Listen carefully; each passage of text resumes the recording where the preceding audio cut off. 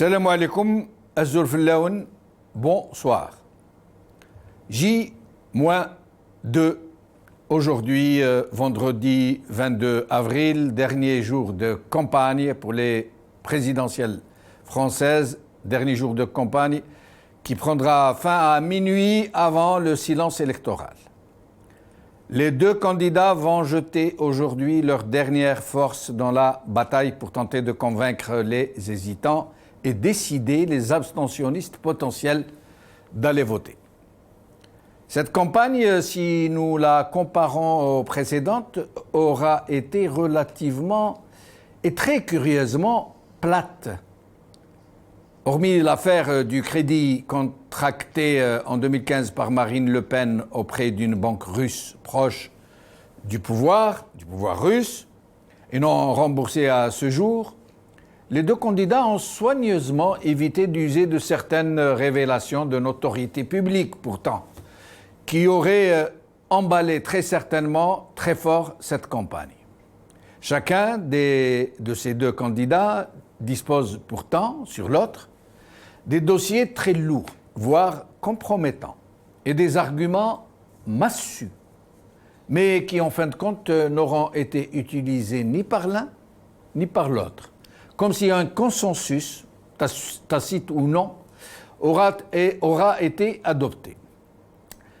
Cette campagne se sera par ailleurs distinguée par une thématique quasi unique, celle du fonds de commerce habituel de l'extrême droite, la stigmatisation des populations immigrées ou issues de l'immigration, en exclusivité, bien sûr, musulmane.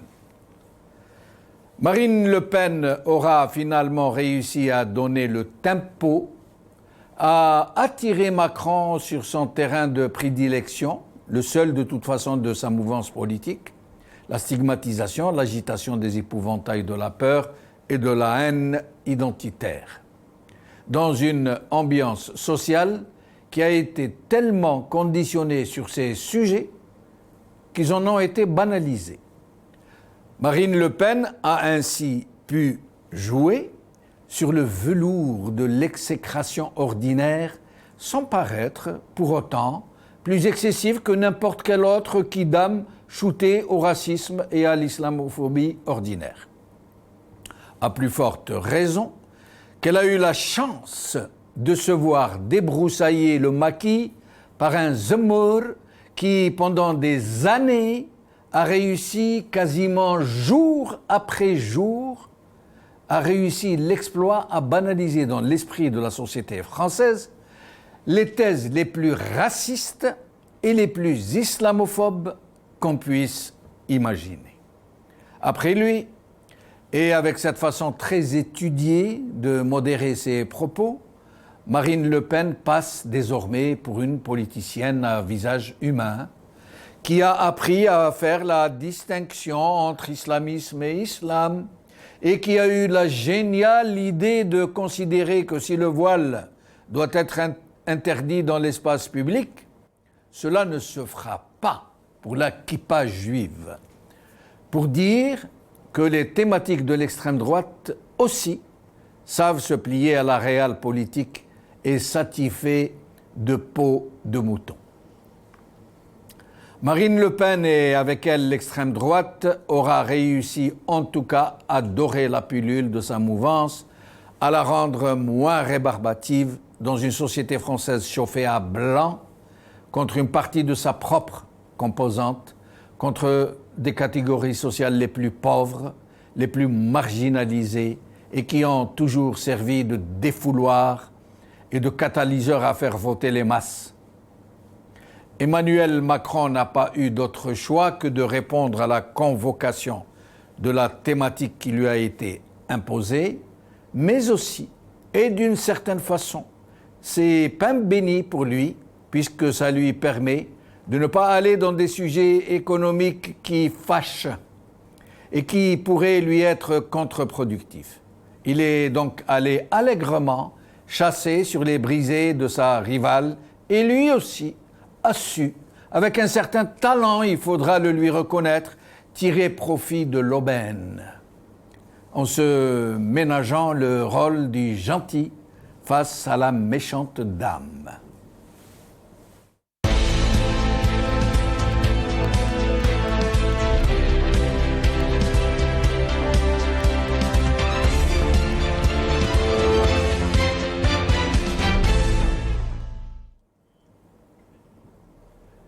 L'émission d'aujourd'hui est donc une émission spéciale consacrée à l'élection présidentielle française. Et on aura mon confrère et ami Nasser Joudi amalgamé, Tadient et Microscope en une seule et même émission. Nasser, donc on est ensemble aujourd'hui pour faire ça. C'est toujours un plaisir pour moi. Toujours un plaisir, c'est Jamal. Marhaba bik. Et aussi à tous nos téléspectateurs, marhaba سيسون. سجدنا نهضر فاش يضرون في فرنسا ومثل زرام النوغال يعني في ثفرنتاكين ريلين ذي في السلوات انتم مرتن فرنسا الدوزيام تور اسلازكا لحد 24 افريل قد نهضروا كذا يمثلنا مس جمال الدين بن شنوف فاش يضرون ذي تمورتن فرنسا ومثل زرام الدوزيام تور هذه لي يار مس ماكرون وكذا مسا لو بين. Et Nasser, aujourd'hui, je crois que, comme c'est le dernier jour de campagne, je crois que les candidats sont sortis, chacun de son côté, non? Absolument, c'est la ligne droite, si Jamal. Donc, à partir de minuit ce soir, donc ils n'auront plus le droit de faire la campagne électorale. Donc, c'est le silence électoral. Absolument. Et toute propagande électorale est interdite à partir de minuit ce soir. Donc, on va commencer par Marine Le Pen, qui est en déplacement donc au Pas-de-Calais, dans le nord de la France. Elle est en déplacement dans le nord de la France aujourd'hui, si Jamal. On va l'écouter. Marine Le Pen. Il faut que chacun conçoive que dimanche, il y a un choix fondamental. Et que ce choix, il est entre les mains des Français. Je l'ai dit pendant toute la campagne, si le peuple vote, le peuple gagne. Si le peuple se déplace, s'il va voter, alors il obtiendra le changement qu'il espère. Et le choix, il est simple, c'est Macron ou la France. Puisqu'il a voulu faire de cette élection un référendum, eh bien la question, elle est celle-là. Macron ou la... Donc ça, c'était Le Pen en déplacement au Pas-de-Calais, si Jamal, dans le nord de la France. Oui. La question qu'elle a posée, Macron ou la France. Donc c'est Raksma et mais on va écouter aussi Monsieur Macron, qu'est-ce qu'il a à dire. Voilà, je vous remercie.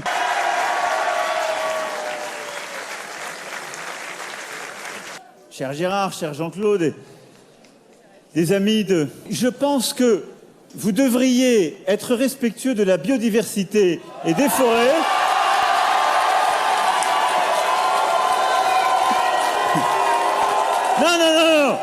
Non, tous les combats sont bons et alors, non.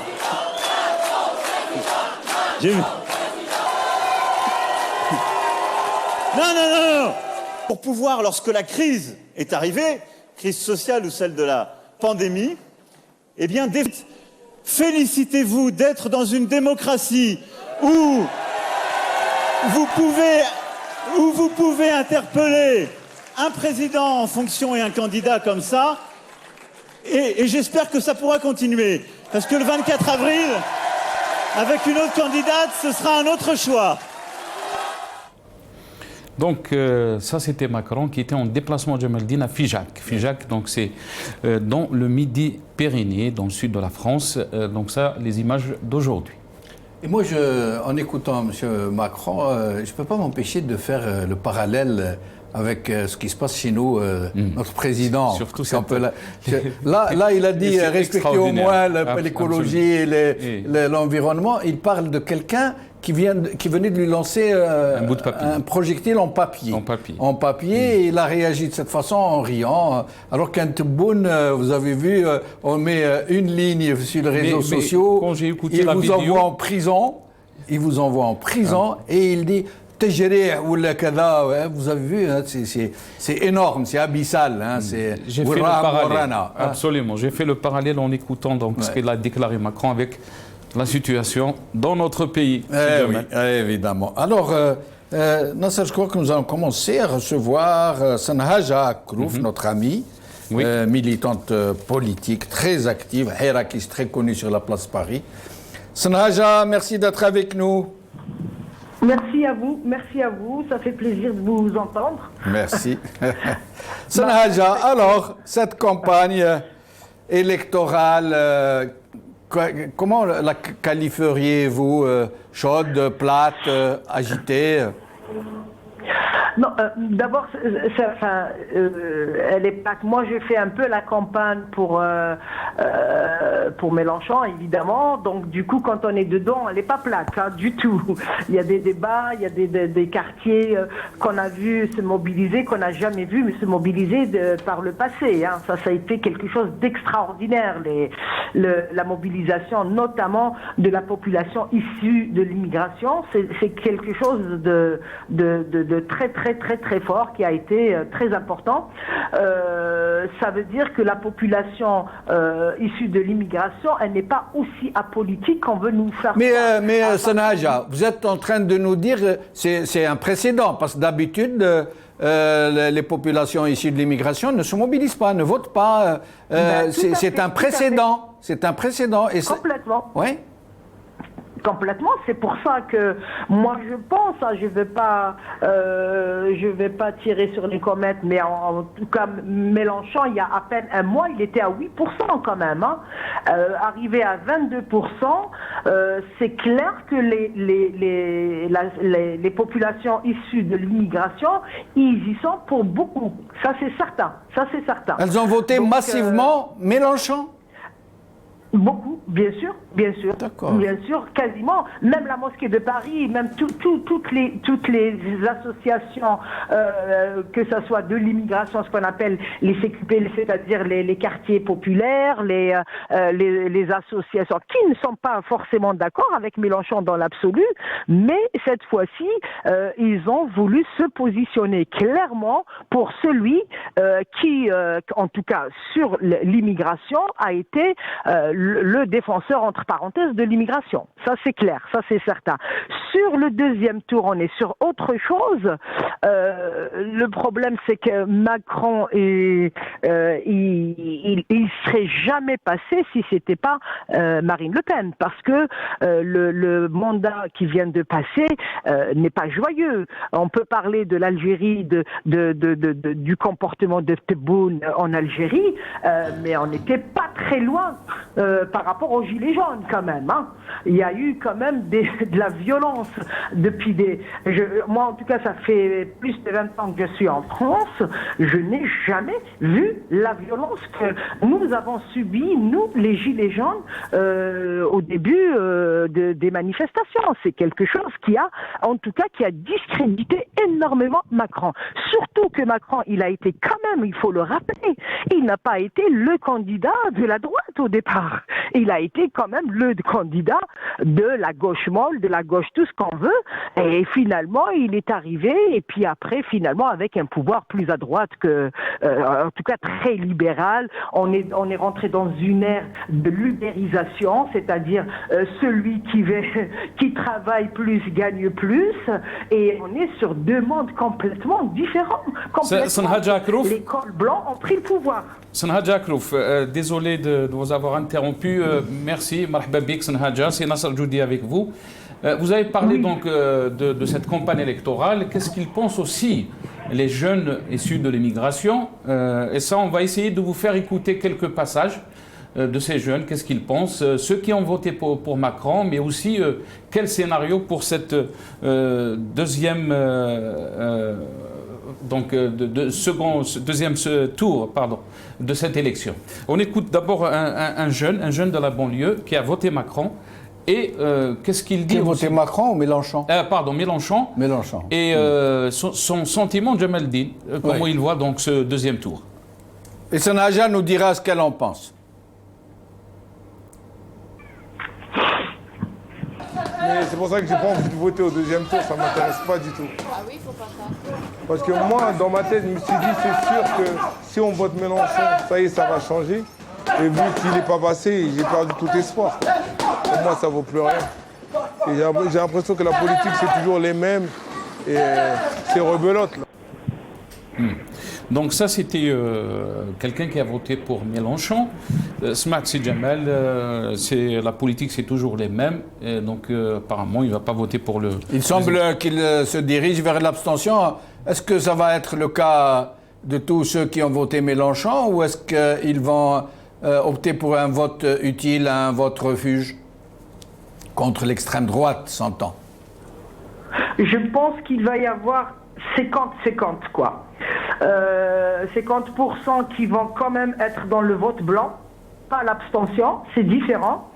Donc c'est pour dire que c'est pas parce qu'on a été à la pêche ou on a été se faire bronzer sur les parcs, contrairement à ce qu'il y a beaucoup de gens qui vont voter blanc, ça c'est certain. Mais il y a surtout chez les jeunes, surtout chez les jeunes. Moi j'ai été à la manifestation la semaine dernière, samedi dernier. Dans l'appel pour moi c'était la manif contre les fascismes, contre les fascistes, et à mon grand étonnement c'était une manif aussi anti-Macron que anti-Le Pen, quoi. Il y a un vrai rejet, de Macron chez beaucoup de jeunes, pas seulement chez les jeunes issus de l'immigration, mais beaucoup de jeunes. Ceci dit, moi je dis pas pour que si je vote ou pas, parce que c'est quelque chose de personnel, mais je pense que on ne peut pas. C'est vrai que Macron, c'est pas la politique qu'on aurait espéré, mais Le Pen, ce n'est pas la dame gentille, et il y a pire qu'elle maintenant, c'est Zemmour. C'est le même programme. Très bien. Sanhaja, Sanhaja, désolé, on va vous faire écouter. Donc vous êtes en train de parler qu'il y a des jeunes qui rejettent donc le programme de Macron. On va écouter donc un jeune de la banlieue aussi. Qu'est-ce qu'il pense de cette élection? Mais qu'est-ce qu'elle va faire, Madame Le Pen, honnêtement? Elle va expulser nos parents, elle va rien faire du tout. Mais même le discours autour de... Je l'écoute pas, son discours. Je l'écoute pas, moi je vois mes poches. Et je vois qu'avec Macron, j'ai plus de poches, j'ai plus de compte en banque. Avec Le Pen, est-ce que ça sera mieux? Je ne sais pas. Il faut faire des dons, faut quand même. Compliqué, hein. Voilà, pendant 5 ans, il a fait ce qu'il avait à faire. Et les 5 prochaines années, ça va être la même chose. Donc pour nous, de pire en pire. Après maintenant, qu'est-ce qu'elle va faire, Madame Le Pen? Qu'est-ce qu'elle a à proposer? Limite, aujourd'hui, ça fait tellement d'années qu'on est menacé. Le Pen, il va passer, Le Pen, il va passer, Le Pen, il va passer. Le Pen, il va passer. Là, aujourd'hui, c'est Le Pen, elle va passer. Eh c'est bon qu'elle vienne. Sanhaja, c'est vraiment le ras-le-bol. Hein. C'est l'expression d'un ras-le-bol. Hein. Qu'elle vienne, qu'est-ce qu'elle va faire? Allez, qu'elle vienne, après tout. On en a marre d'être menacé, d'être... Moi, c'est pire que ça. J'ai entendu des jeunes issus de l'immigration dire on va voter pour Le Pen pour en découdre. Voilà, parce que ce discours bipolaire, il y en a marre, et ça fait rouler le tapis. Moi, je pense que c'est un pari dangereux. C'est un pari dangereux que certains veulent prendre, et ils ont peut-être raison. C'est l'avenir qui nous dira. Mais après, Le Pen au pouvoir, il ne faut pas croire qu'elle va rien faire. Déjà, tous les jeunes qui sont entre les sans-papiers, tout ça, il faut qu'elle fasse des gestes. Et il faut qu'elle fasse des gestes. Et les gestes, les premiers qui vont les subir, c'est les jeunes, c'est les gens issus de l'immigration. L'histoire de la viande halal interdite, elle va le faire. Elle va le faire. Et puis le voile, sa thématique centrale. Mais elle est obligée. Il ne faut pas dire qu'elle va rien faire. Elle est obligée de faire. Il faut qu'elle donne. Et pour ceux qui ont, si elle passe, elle sait bien qu'elle sera passée, passe pour son programme social ou pour contre le chômage. Non, elle va passer à 60% contre l'immigration. Donc elle est obligée de donner une réponse. Et c'est vrai que on est dans une phase. Moi j'ai envie, il me reste quelques minutes peut-être pour développer une idée. C'est cette histoire. Beaucoup de pouvoirs, beaucoup de pays utilisent la bipolarité. Rappelons-nous, nous, l'Algérie, ceux qui nous sortent, les islamistes, nous, on est exactement dans le même schéma. On est dans le même schéma. Si c'est pas cela, c'est nous. Alors l'épouvantail, l'agitation des peurs. À un moment donné, l'épouvantail ne marchera pas. Ne marchera pas. Et ça veut dire que si Macron aujourd'hui, demain, il est élu, il a intérêt à changer un minima de politique envers de donner aussi des gages sur le pouvoir d'achat. Alors, dernière question, Sanhaja, vous qui êtes mobilisé avec Mélenchon, vous pensez qu'après les présidentielles, il y aura le rendez-vous des législatives, et les législatives vont peser quasiment, peut-être même, vont plomber les futures présidentielles si Mélenchon l'emporte. Vous pensez que Mélenchon, la mouvance, le parti, les alliés de Mélenchon, vous pensez qu'ils vont pouvoir emporter les législatives, du moins de façon qui puisse peser ? Moi, je pense qu'ils vont emporter plus que les dernières fois. Par rapport aux partenaires de Mélenchon, il faut que Mélenchon donne le gage aussi que les gens ne doivent pas être derrière lui, qu'il faudrait qu'on fasse une politique. Si on demande aux gens de nous rejoindre, il faudrait qu'on fasse ensemble. C'est pas il y en a un qui est à la tête et les autres le suivent. Ça veut dire qu'il faut qu'on se mette autour d'une table et que, par exemple, le programme du climat, de tout ça, il faut qu'il soit pris en considération réellement. C'est ça. On peut pas naher X et Y et on met Z. Non. Merci. Ça veut dire si on veut aller vers un réel troisième tour, ça va commencer par les préparations démocratiques partagées et tout le monde a sa place et tout le monde a son mot à dire. Il n'y a pas un chef et les autres derrière lui. Merci Sanhaja, au plaisir de vous retrouver. Nasser. Bien, donc on aura Si Jamal, M. Akili Mellouli, qui est maire adjoint à Bonneuil-sur-Marne, qui est avec nous. Si Akili Azoul Fillak, bonsoir. Merci d'avoir accepté l'invitation. Bonsoir. Merci d'être avec nous. Bonsoir, salam alaikum. Alaikum salam. Je suis avec une manif, dans une manif. Hein. Donc je suis dans une manif, donc j'entends un peu tout, mais je suis dans une manifestation justement contre le Front National. À Montreuil. Voilà. D'accord. Donc je vous écoute. Dites-moi. Alors, quelle est l'ambiance en ce moment, tout particulièrement, puisque le dernier jour de campagne, généralement, c'est surtout pour faire voter les hésitants, pour faire tomber la balance pour l'un ou l'autre candidat, et aussi et surtout décider les abstentionnistes à y aller. Alors, à votre avis, quelle est l'ambiance ? L'ambiance, elle est morose, il n'y a pas une ambiance particulière. C'est une campagne quand même qui est particulière. Les gens se retrouvent pour la troisième fois, donc 2 fois consécutives avec le Front National au second tour, avec des scores qui sont inquiétants. Donc effectivement, les gens sont inquiets, et ce qui est normal. Après, les gens parfois se disent on ne nous a pas essayé, mais on n'essaye pas le choléra, la peste ou le choléra. Voilà, donc il y a effectivement aujourd'hui un vrai sujet. C'est voter Macron, pour le coup, c'est pas adhérer à son programme, mais c'est empêcher la dictature dans notre pays. Et 2, c'est effectivement permettre que la République continue et que les combats continueront après justement après le 24 avril. C'est pas fini, c'est pas une fin. Il y aura législative derrière. Et donc il y a une possibilité de jouer législative. Et pour les législatives, vous avez une idée sur comment elles vont se passer et qui pourrait l'emporter ? Parce que ça sera vraiment la suite des présidentielles, en fait. Ça va plomber la suite des événements, d'une façon ou d'une autre. Bien sûr que ça va plomber la suite des événements d'une façon ou d'une autre, mais vous savez que normalement, il y a effectivement une prime à celui qui gagne la présidentielle. Il y a souvent ça. Mais il y a un enseignement qu'il faut savoir et que tout le monde doit entendre, c'est que la gauche, quand elle n'est pas rassemblée, elle ne gagne pas. La seule fois où la gauche gagne, c'est quand elle est rassemblée. Donc il faudra que les gens rassemblent la gauche. Et rassembler la gauche, c'est pas l'uniformisation, c'est pas l'effacement, c'est l'union. L'union, c'est la diversité des partis.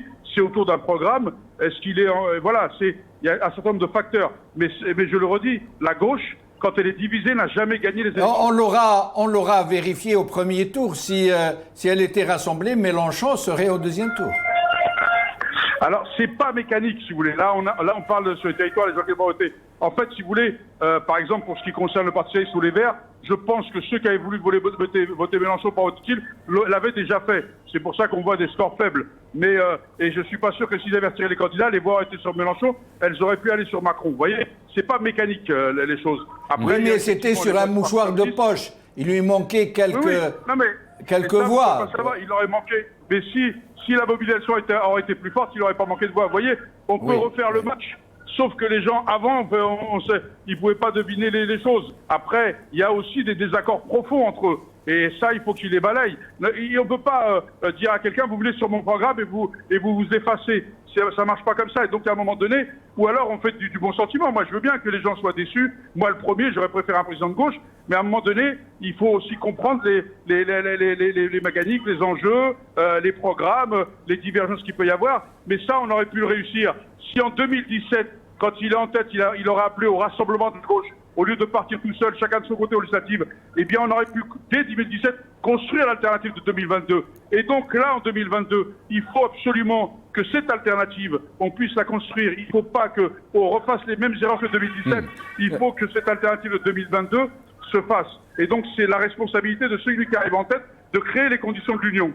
Très bien. Monsieur Akli Mellouli, عسلامة عينك نصر جودي كي ذكر كانت دينا تهضر في les inquiétudes mais aussi l'alternative ثورة أقلنا entre Macron et Le Pen التصويت وبغانا راه فوتين ماكرون ولكن ils n'auront pas le choix مازال راه دنيني ديال الدوزيام توراكي أم كانت سؤال كشتيني يعني le vote de la communauté. La question c'est pas, mais on n'a pas envie de voter, c'est pas qu'on a envie, on n'adhère pas à son progrès. C'est soit la démocratie et la République, soit on rentre dans la dictature. Il n'y a pas vraiment d'alternative. ولكن التصويت يتعيشين دي فرنسا وقاعد يتعيشين دي فرنسا وقبلنا له البروغرام دو ماكرون يعني سورتو سون بيلون دي 50 كي قاعدين التصويت ديالنا. D'accord, moi le premier, non mais attendez, moi le premier, sauf que vous avez, attendez 2 secondes.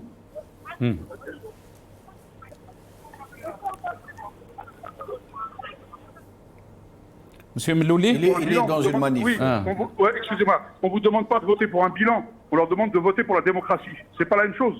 On fait un front républicain et après lundi, on continuera à manifester dans la rue. Les syndicats, la CGT et la CGT ont appelé à manifester et appelé à voter pour Macron.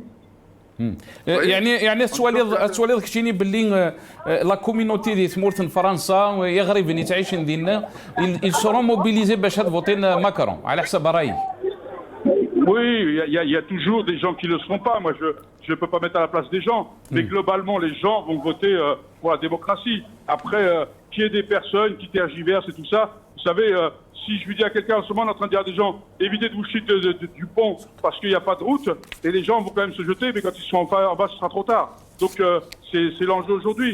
Après, moi, je peux comprendre, hein, les gens, moi, je suis un démocrate, donc je ne vais pas insulter qui que ce soit. Mais en tous les cas, le combat aujourd'hui, il n'est pas. Moi, j'adhère pas au bilan de Macron. J'adhère pas à sa politique. Mais je préfère Macron à Le Pen. C'est aussi un choix. Là, aujourd'hui, on ne vous demande pas de choisir un autre candidat. Il y en a 2. C'est soit Macron, soit Le Pen. Donc, si vous voulez pas de Macron, vous aurez Le Pen. Et je vois pas où on peut tergiverser quand même dans ce choix-là, quoi. Hein. Merci, Akli Mellouli. Au plaisir de vous retrouver. Nous allons recevoir Nora Bekouche, docteur Nora Bekouche, médecin et hirakiste connu sur la place de Paris. Mais avant, Nasser, nous allons voir... on va voir cette vidéo. C'est l'échange entre M. Macron et Mme Le Pen. Un extrait de l'échange. Hein. Parce qu'ils n'aiment pas les Français. Vous avez sondé ils ne les aiment pas. Non mais écoutez, pardon, regardez le comportement qu'il a eu pendant 5 ans. Moi je veux bien tout ce qu'on veut, mais il n'a eu de cesse de les mépriser, de les insulter, de les traiter avec brutalité. Tout son quinquennat a été une succession de phrases humiliantes pour les Français. Et ça, je crois que chaque Français l'a ressenti. Et d'ailleurs, il l'a exprimé à nouveau lors du débat.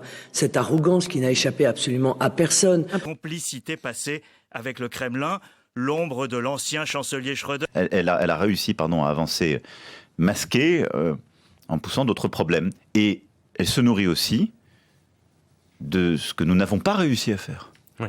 Et des choses que moi-même je n'ai pas réussi à faire, c'est-à-dire apaiser certaines colères, répondre suffisamment vite à des demandes, et en particulier réussir à donner des perspectives de progrès et de sécurité aux classes moyennes et aux classes populaires françaises. Docteur Nora Bekouche, merci d'être des nôtres.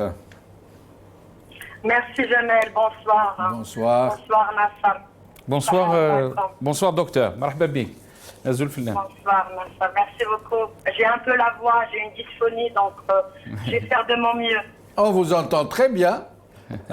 Alors, super. Alors, Nora Bekouche, votre sentiment sur ces élections, comment ça se passe, à votre avis, ces thématiques qui ont été choisies par les deux candidats, hein, Le Pen parce que c'est son domaine de prédilection, et Macron d'un côté parce qu'il n'avait pas le choix, c'est une demande de la société française qui a été infestée, truffée de peur d'islamophobie, et de l'autre côté, il faut le dire, parce que ça l'arrange aussi quelque part, ça lui aura permis d'éviter les sujets qui fâchent, le pouvoir d'achat, l'économique, les échéances, les perspectives, etc.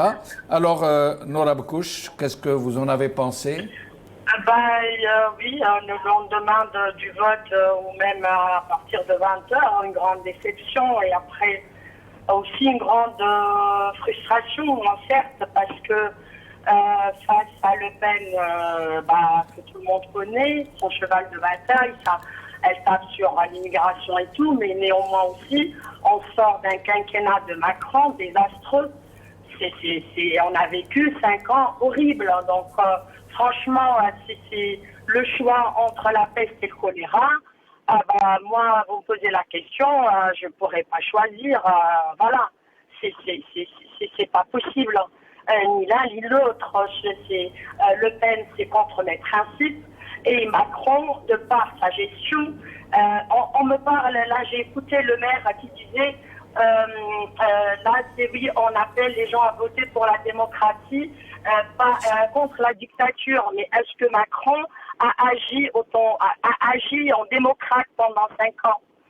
Il a agi en dictateur, il n'a pas été démocrate, c'est les lois liberticides, le pouvoir d'achat, mais on voit un petit peu le scandale McKinsey avec de l'argent public. Donc là, vraiment, même aller pour faire barrage, parce que oui, mais c'est pas par choix, mais pour faire barrage à Madame Le Pen, c'est facile à dire, mais c'est vraiment difficile à faire. Hein. Donc voilà, c'est vraiment, moi je pense qu'on est arrivé à bout de la 5e République. Ça va vraiment, il va falloir une 6e République, parce que si le vote blanc avait un sens, il y avait une importance pris en considération autant qu'un autre vote pour X, pour Le Pen ou Macron, oui, parce que c'est ça le vote de la contestation. Mais appeler les gens juste, ceux qui n'ont pas voté Macron premier tour, à aller voter Macron, ça, on entend ça depuis, je sais pas, ça fait à chaque fois, il faut aller voter juste pour faire barrage. Les gens après, de toute façon, ils voient pas de changement avec Macron. 5 ans vraiment c'est 5 ans cauchemardesques. Hein. Là, j'ai rien que la crise sanitaire en témoigne. Donc voilà, on est un peu dans un point où c'est très compliqué. C'est très compliqué, et puis c'est pas le choix est pas facile, hein. Ça c'est clair. Hein. Nora, Ouais. Vous qui êtes dans le Hirak, qui êtes pour le changement en Algérie, pour l'avènement d'un état de droit où nous pourrons nous aussi aller vers des élections de ce type, même bon, il reste à dire des choses, hein. Il n'y a pas de démocratie parfaite. Oui, mais comparé à la nôtre, c'est le jour et la nuit. Vous avez vu c'est la nuit et le jour, alors, en fonction de... Vous savez très bien que le régime algérien est, qu'on le veuille ou non, qu'on le dise ou non, très protégé par l'État français. Il a toujours été, depuis 1962, contre le peuple algérien. Alors, si demain, il y a une reconduction de Macron, qu'est-ce que cela pourrait induire pour le régime algérien? Et si c'est Marine Le Pen, qu'est-ce que cela pourrait induire aussi? Honnêtement, je pense que ça ne change rien par rapport à la politique algérienne, parce que peu importe le président, c'est vraiment dans la politique interne, c'est l'État profond français. Le lien Algérie, le lien Algérie-France, je veux dire ce cordon ombilical qu'on a pensé jadis qu'on a coupé en 62, n'a jamais été coupé au fait. Donc je pense que ça changera absolument rien du tout face à par rapport à l'Algérie. D'où notre révolution pacifique, le Hirak, c'est de vraiment couper ce cordon, mais de l'Algérie. Mais si on attend de la part des Français, parce qu'on change un président qui va couper le cordon, parce que peu importe le président, la France, d'ailleurs c'est légitime, hein, comme d'autres pays, chacun pense à son intérêt. Et voilà, donc l'intérêt de la France jusqu'à présent, c'est d'avoir la mainmise sur l'Algérie, sur le pouvoir en Algérie. Et donc voilà, donc je pense que ça ne changera rien du tout. Nora Bekouche, merci beaucoup. Au plaisir de vous retrouver dans une autre émission. Nasser. Donc, d'abord, je remercie Dr Nora Bekouche, mais on va passer à d'autres vidéos de Jamaldine Benjellouf, donc des questions qui ont été soulevées dans cette campagne électorale, qui ont fâché, bien sûr, d'un côté comme de l'autre. La question de l'islam, la question du voile.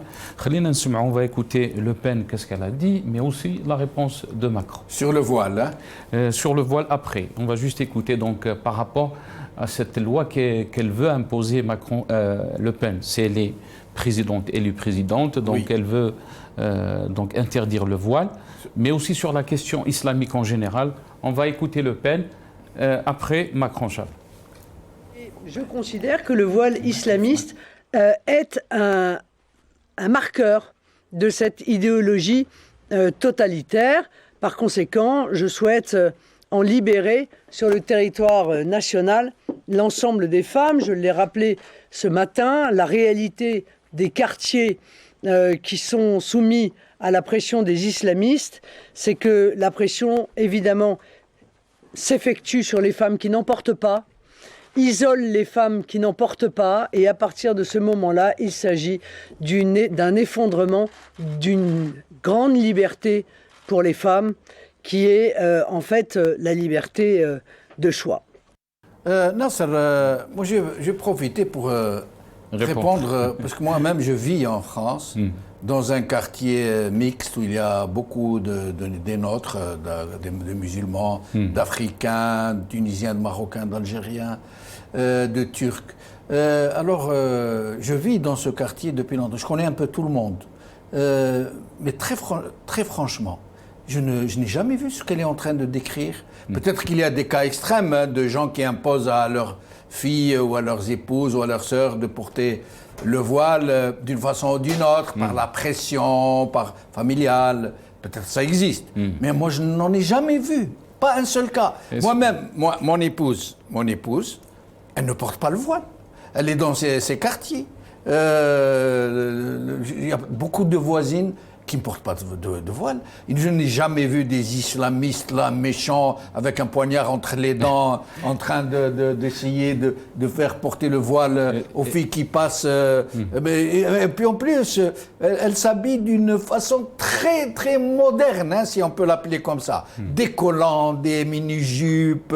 Mais jamais, je n'ai jamais vu dans ces quartiers ce qu'elle est en train de décrire. Je tenais à le dire. C'est pour ça, Jamaldine, on va faire passer donc les déclarations de Macron. De M. Macron. Qui va répondre à Le Pen. Très bien. On a des millions de nos compatriotes dont la religion est l'islam, qui doivent pouvoir vivre calmement dans notre pays. Il n'y a aucun pays au monde qui interdit sur la voie publique le voile. Aucun pays au monde. Vous voulez être le premier? Enfin, dans le pays de la liberté.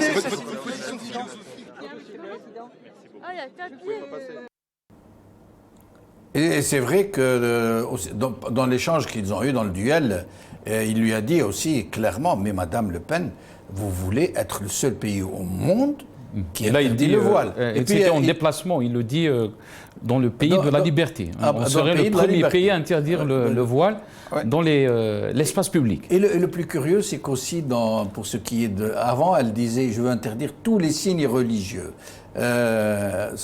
Pour ne pas paraître discriminatoire. Maintenant, elle a décidé de ne plus interdire la kippa sur l'espace public. Hein. Et donc, elle n'a donné aucune explication, on n'a pas dit pourquoi. Et donc, Mais nous allons recevoir Boukhalifa Ben Mamar, notre ami Boukhalifa, militant politique, membre fondateur de Riposte Internationale. Boukhalifa, merci d'être des nôtres. Bonsoir Jamaldine, bonsoir Nassar. Bonsoir Boukhalifa, je vous en prie. Merci à vous de m'avoir invité. Merci. Alors Boukhalifa, comme Nassar, il profite de l'occasion pour jeter le grappin identitaire sur tout ce qui est kabyle. Donc je vais le laisser vous poser une question en kabyle. كمش ما يزعفش علينا. لا يعطيك الصحة جمال الدين. دونك نغال بوخلفة عسلامة ينك ثيك أيضا ثيرميرثيك مثل ذاك لنا بوخلفة يعني مكان السواليض لا كومباني الكتورال كي سيجي سي لا لين دغوات مازال ديني يعني اسن الحد هذه لي لو دوزيام تور ام كان تعيش كتشيني يعني الثفران تاكين تسلوايث نتمورث فرنسا. Chaque dîner, les jeux sont faits. C'est le cynisme Mitterrand qui lui a permis d'être réélu en 88, Salid Chetah à l'extrême droite, voilà. صوت ديال فرينيك فرق بارابور على الوقت فني كيميرن سي كو بغنا لي سكور انا ماذا نشتاجي فسوا ثاقي يا غير نطاس سي ك اطاس دي سوال نستقام ويجينا يسال لا ناسيوناليتي كي اون دروا دو فوت الا قد فوتي مكا الا قد فوتي مكا ما ديناض كتشيني سمحي بوخالفه ما ديناض لي جو سون في هذا شو المعنى ينس باسكو لو سيناريو كون ا يو مانتونون كون فا فوار لو دوزيام تور سي لو troisième fois qu'on a eu ce scénario donc dès les élections en Guinée en France où l'extrême droite se retrouve vénaliste. Absolument. Il y avait donc le père Si Jamal Chirac. En 2017, il y avait donc le deuxième tour avec Macron. Et là, donc, Le Pen avec Macron, une deuxième fois. Maintenant, les jeux sont faits. Et quand on lit un peu les sondages, on avance des chiffres d'après différents sondages que Le Pen, elle peut arriver elle peut faire entre 42 et 47%, ce qui est quand même conséquent, c'est 10% de plus par rapport en 2017. Comment on peut analyser les chiffres c'est Boukhalifa? C'est compliqué parce qu'entre 2017 et Soura, il y a eu les gilets jaunes, c'est une crise qui a duré. Elle a durci, c'est un mouvement social qui a durci les positions. Et Soura, les repères gauche-droite, à Nassar, il n'existe plus. les clivages, c'est-à-dire dans un certain sens, ils n'ont plus de représentation parce que la gauche du pouvoir, comme le PS, elle est complètement laminée. Elle est complètement laminée, donc elle cherche une base sociologique de substitution. Donc, ils cherchent les électeurs du deuxième collège des minorités visibles qu'ils ont désignés comme des minorités. Alors, ce n'est plus un vote citoyen, c'est un vote utile à un moment donné pour Mélenchon. Et cela, ça devient un vote rempart contre l'extrême droite. C'est-à-dire que c'est tout, dans l'élection de 2017, l'élection à Guinée, ce n'est plus un vote citoyen pour un projet, pour une idée, des idées. La première fois, c'est un vote utile au premier tour. Au deuxième tour, ça devient un vote rempart. Mais ça n'a aucune signification. Dans une démocratie, on est censé voter pour un projet, pour une conviction, pour des idées.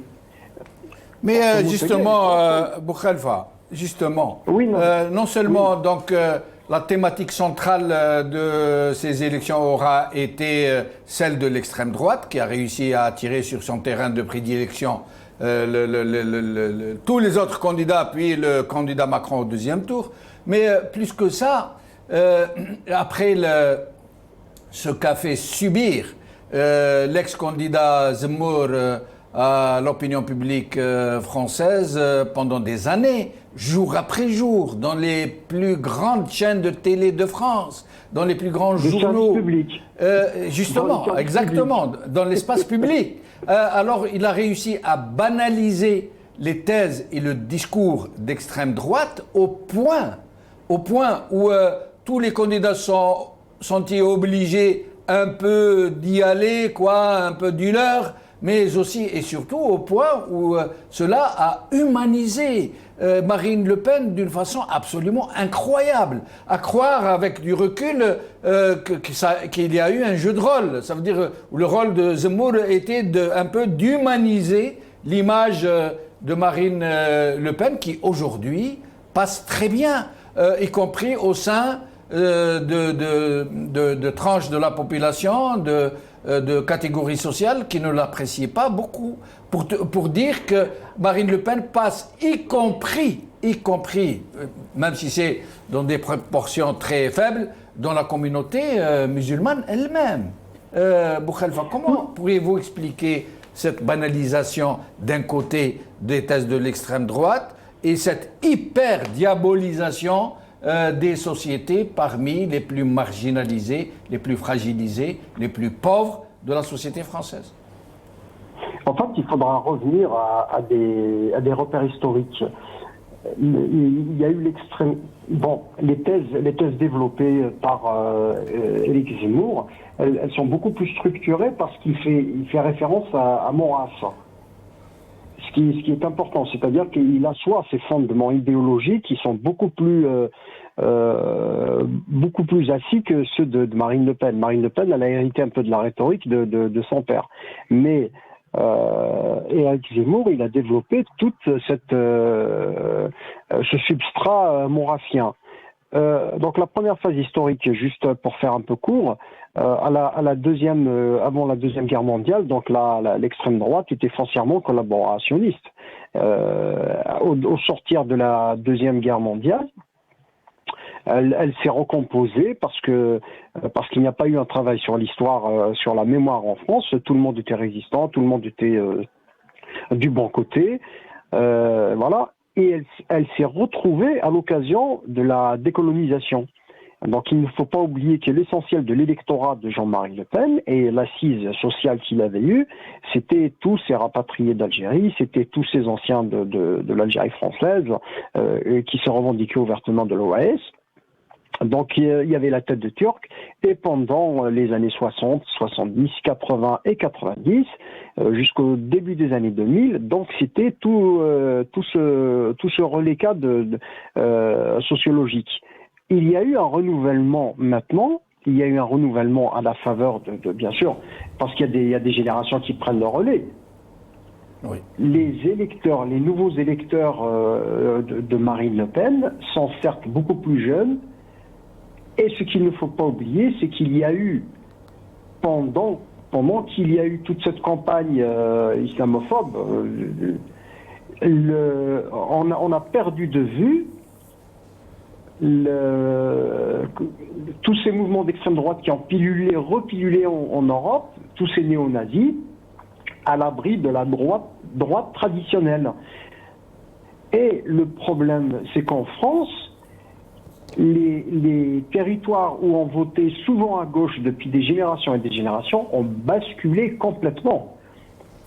Et le tour de passe-passe que maintenant du côté de Le Pen, c'est qu'elle a repris toute la rhétorique de la gauche à sa sauce. Très bien. Merci. Vous savez ce qui s'est passé? Oui. Il y a un événement qui est passé inaperçu, on n'en parle pas. La statue de Jean Jaurès au Havre,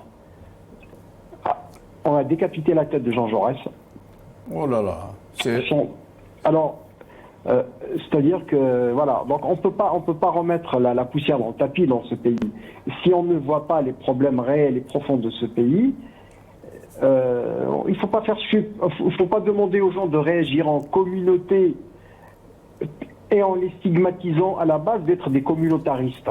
Mais en fait, Boukhalifa, sur ces thématiques, sur ces thèses racistes, ségrégationnistes, discriminatoires, islamophobes, qui se disent islamistophobes, mais qui en fait sont islamophobes. Sur ces thèses-là, la gauche a été complètement absente. Elle a été absente pendant des années. Ah non, mais elle a couru derrière l'extrême droite aussi, elle aussi. Pour ne pas le soupçonner d'être un raciste, Michel Rocard avait dit, voilà, la France ne peut pas accueillir toute la misère du monde. Absolument. Lui qui était quand même connu pour ses engagements humanistes. Mais par contre, là où il faut faire quand même le distinguo, ce sont des éléments de variables d'ajustement du discours dans l'extrême droite. Hein. Oui. Et depuis, il ne faut pas oublier non plus que ce n'est pas des éléments nouveaux. Jacques Chirac, dans les années 80, disait entre le bruit et l'odeur. Absolument. Oui. Dans la mémoire. Les bruits et les odeurs. Oui, on se rappelle. Voilà. Donc il faut faire le distinguo entre les éléments du discours qui sont propres à la droite et la désertion du terrain de ce qui est valeur républicaine, parce que le pays, la France est un pays corporatiste, c'est un pays très élitiste, c'est un pays de mandarins, donc il y a un cloisonnement social qui fait qu'aujourd'hui, les gens qui ne peuvent pas passer d'une classe à une autre se retrouvent dans ce discours. Juste pour vous faire une comparaison rapidement, pour terminer, il y a un chercheur en histoire qui s'appelle Pascal Blanchard, beaucoup de gens le connaissent. Il avait dit une phrase qui était terrible. Il a dit il y a 40-50 ans de cela, ce qui faisait peur, c'était la différence. La couleur, le parler, le phrasé et tout. Il dit aujourd'hui, ce n'est plus ça. Aujourd'hui, parce que vous retrouvez des Mamadou, des Mohamed qui ont bac plus 6, bac plus 7, il y a une concurrence sociale pour occuper des positions. Donc ils viennent concurrencer des gens qui se retrouvent quand même, qui sont vraiment touchés touchés personnellement dans cette concurrence, et c'est des gens qui votent facilement. Mais justement, Boukhalifa, avant de vous libérer, justement, il se trouve que ces 2 dernières décennies, certains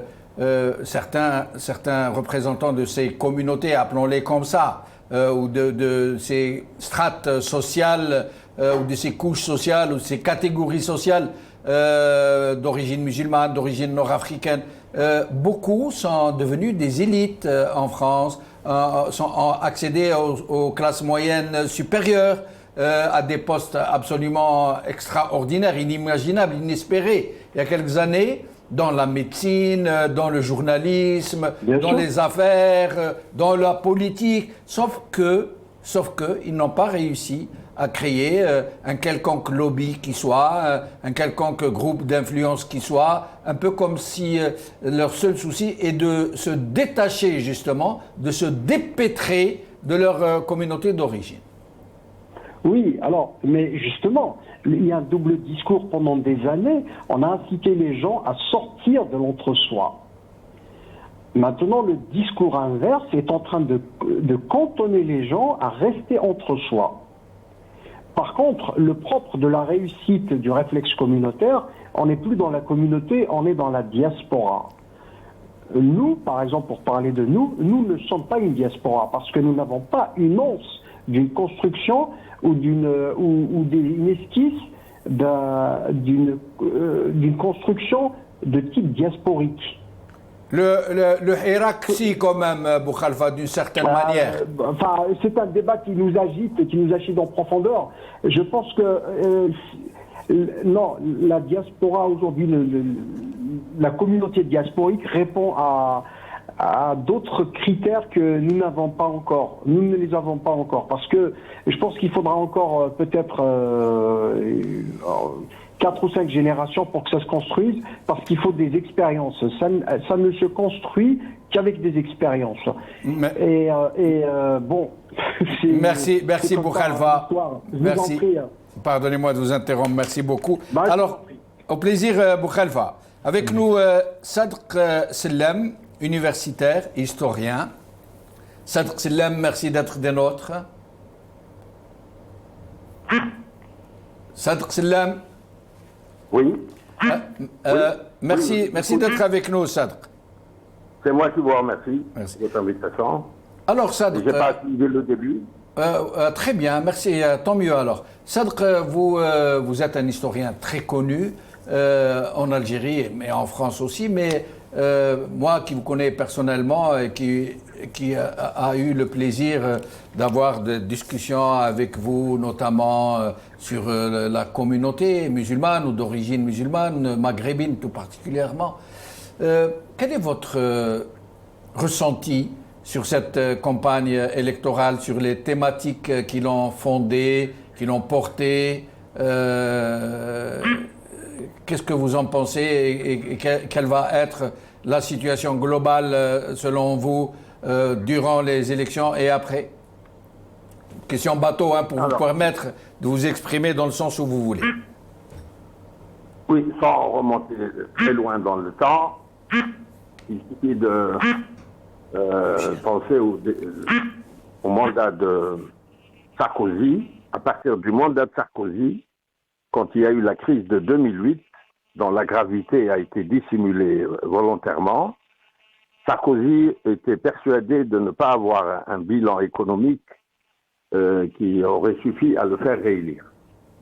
Il a ordonné à tous ses adjoints de diaboliser l'islam, l'islamisme n'étant qu'un prétexte, au moins une fois par semaine. La liste serait très longue. Par exemple, quand il y a eu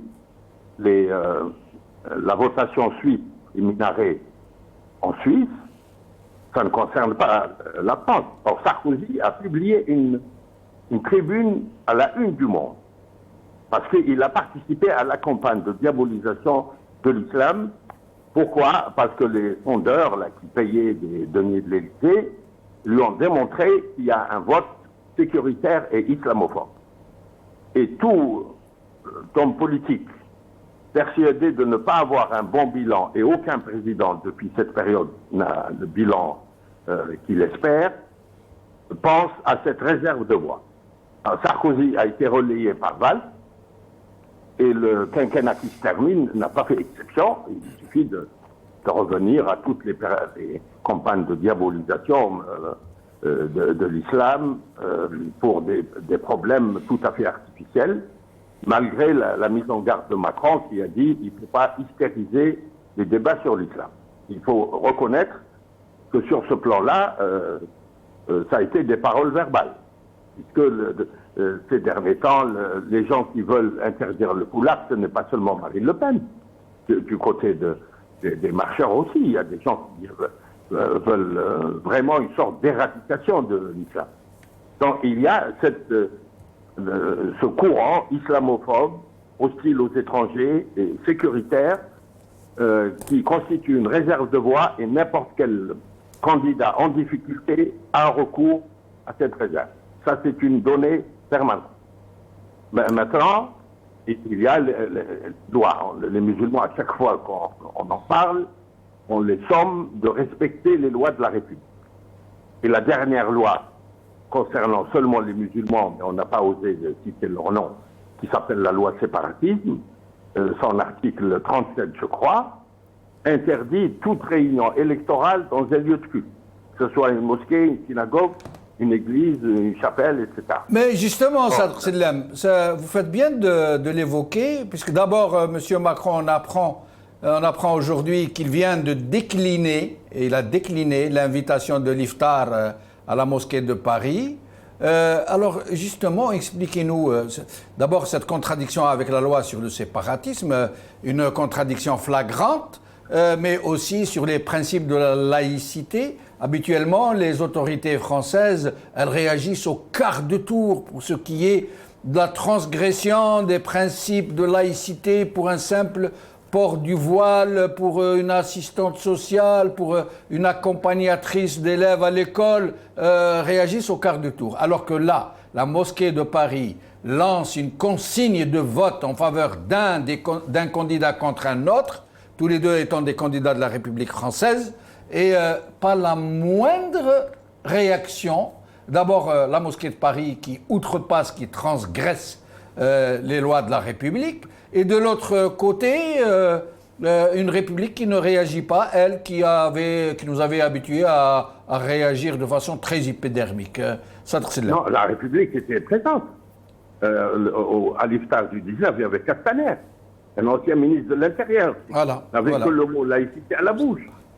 Donc c'est une réunion à caractère électoral dans un lieu de culte qui est totalement contraire à l'esprit, à la lettre de la laïcité et à l'article 37 de la loi séparatiste. Or, le recteur Fontoche, là, parce qu'il manque de légitimité, il a fini par lâcher le morceau, quoi, parce qu'il a fait l'unanimité contre lui. Il s'est ridiculisé parce qu'il a montré qu'il voulait... Mais d'après vous, est-ce que c'est une consigne qui lui vient d'Alger?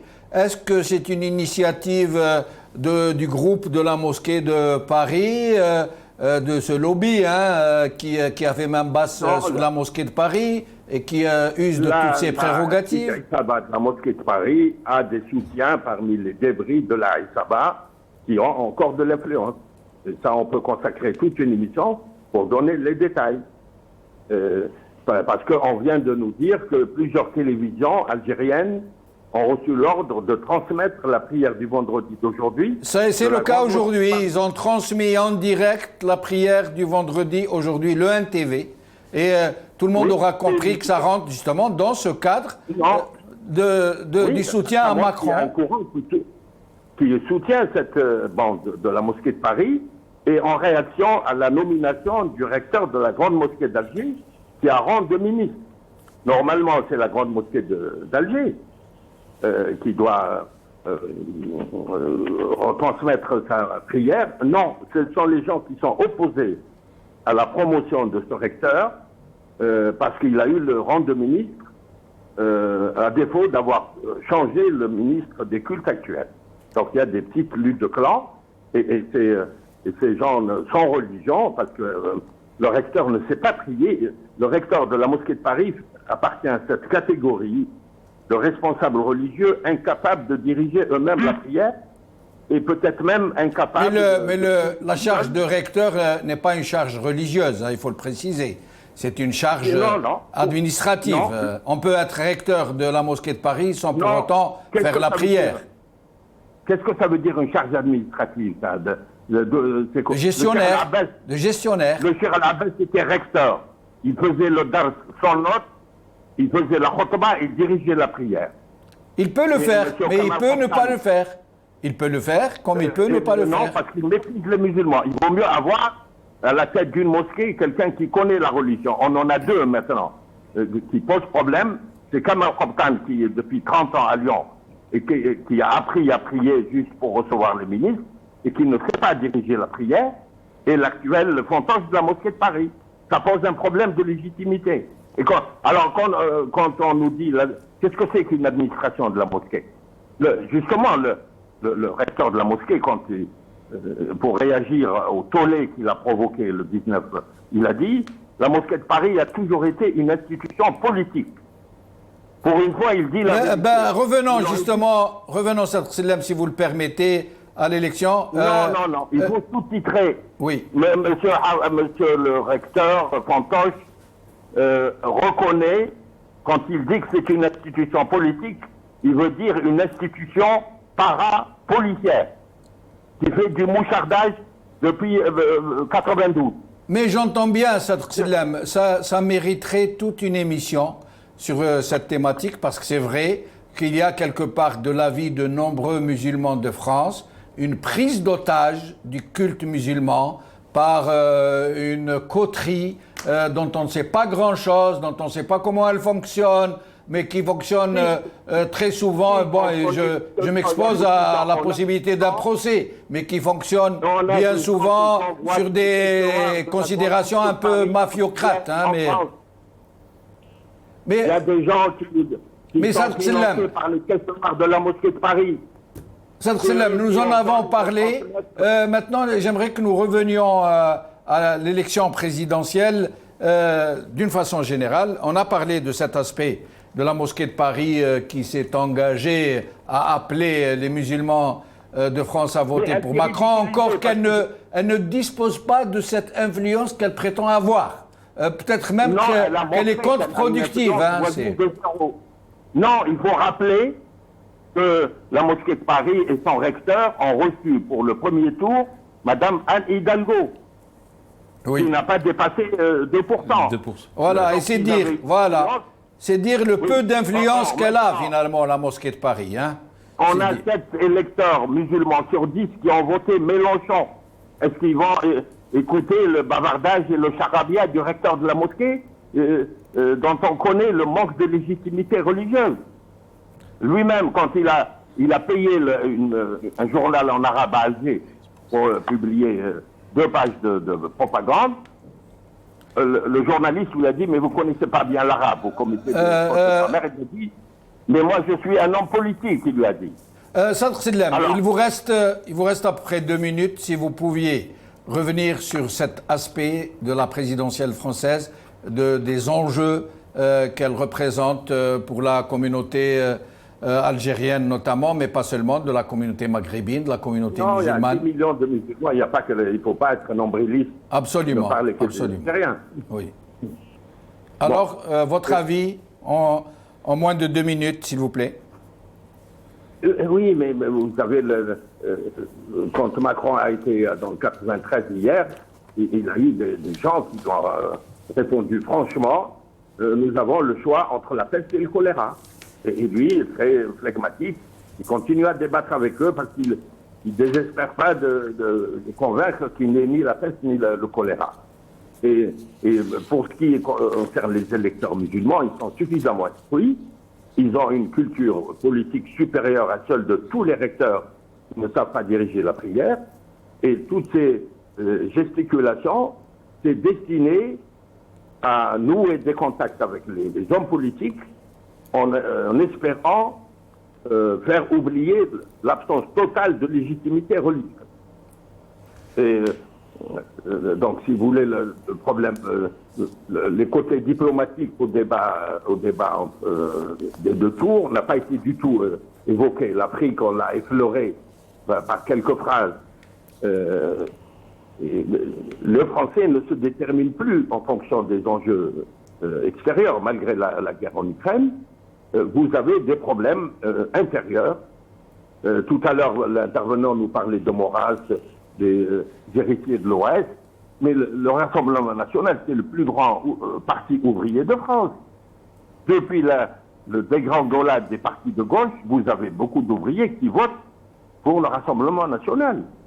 C'est pour ça que Marine Le Pen, peut-être qu'elle ne va pas passer cette fois-ci, mais si elle a 48%, ça va poser un grand problème. Absolument, absolument. Le futur quinquennat. Merci. Merci. Il ne faut pas oublier le troisième tour qui a amené Mélenchon à demander à ce qu'on vote pour qu'il soit Premier ministre. Oui. Il n'est pas sûr que si Macron gagne, il y aura une majorité législative. Donc, il aura probablement affaire à une cohabitation avec celui qui aura le groupe à l'Assemblée nationale le plus nombreux.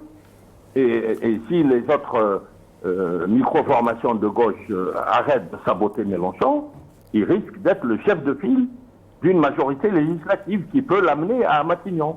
Merci, Sadr Sellam. Merci, Sadr Sellam.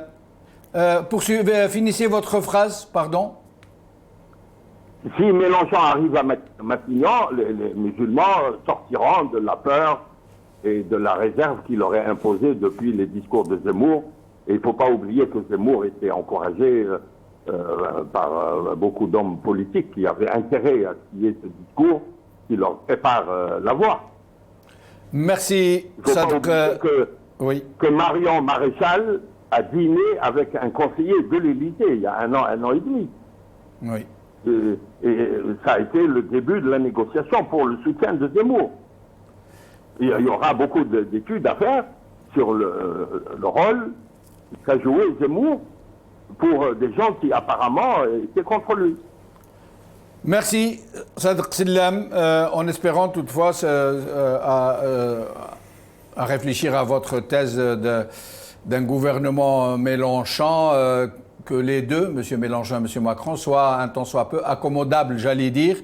Je tiens à préciser que M. le recteur de la mosquée de Paris, s'il le souhaite, peut venir s'exprimer sur ce qui lui a été reproché par M. Sadr Sellam. Il peut même demander une rencontre contradictoire, marhaba bih, s'il le souhaite.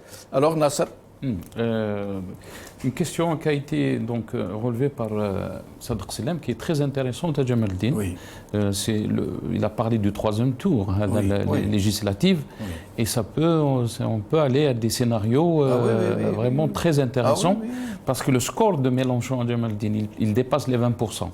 Et c'est un score qu'il ne faut pas négliger en termes politiques. Si ça reproduit dans les législatives, et qu'il obtienne un score aussi important, il va pouvoir peser sur le programme en lui-même. Absolument. Il y a aussi des lectures qui ont dit que si Mélenchon avait passé au deuxième tour, il avait beaucoup de chances à remporter cette élection présidentielle. Oui, c'est sûr. Beaucoup de gens le disent, en effet. La société française est en train de changer à Jamal Din. Oui, en profondeur. Voilà. Donc ça, c'est vraiment très intéressant, l'analyse de Sadr Sellam, mais je pense qu'on aura avec nous aussi deux invités de taille aussi, Nordin Awsat et Idir Ounouran. Ah, très bien. Très bien. Nordin Awsat, je pense qu'il est avec nous via Skype.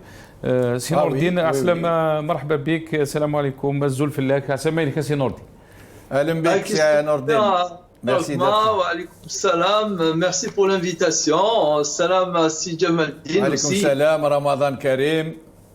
Allah ysalmek, Si Jamal Din. On a aussi avec nous donc c'est Idir Ounouran, monsieur Idir Ounouran qui est avec nous. الزول فلاك سي يدير عسلامة عليك يعطيك الصحة مي تقبض الله عرضها. الزول نصر جودي merci سلمير في وعرضك. Je salue mon ami Nordin Awsat et mon ami Jamal Bedjelloul. Merci d'être avec nous. Je lui ai lancé un défi et il faut qu'il parle en kabyle. Donc je lui ai dit qu'il ne faut pas parler en... il va parler kabyle à sa façon. Il va dire un zone, en français, à la fin il va dire... On va commencer avec notre ami Jamal Din Sinordin. Mais Sinordin, donc... Cette élection française, il y a eu beaucoup de discussions, surtout les débats entre Le Pen et Macron sur le voile en France. On va essayer donc, si c'est possible, les la régie, on va faire passer donc ce qu'a déclaré Le Pen pendant le débat qu'il y a eu avec Macron, cette question du voile. Donc, le number 9, si c'est possible, on écoute Le Pen. Après, on va écouter la position de Macron. Je suis pour l'interdiction du voile dans l'espace public. Je l'ai dit de la manière la plus claire. Je pense que le voile est un uniforme imposé par les islamistes. Je pense que une grande partie des jeunes femmes qui le mettent ne peuvent pas faire autrement en réalité, même si elles n'osent pas le dire, puisque celles qui ne le mettent pas, en revanche, témoignent du fait qu'elles sont isolées, du fait qu'elles sont insultées, du fait qu'elles sont mises de côté et accusées d'être impures. C'est ça, hein, je crois. Cette situation n'est pas admissible dans notre pays. Donc il faut libérer l'ensemble de ces femmes, il faut faire reculer les islamistes et pour cela, je le crois, il faut interdire le voile.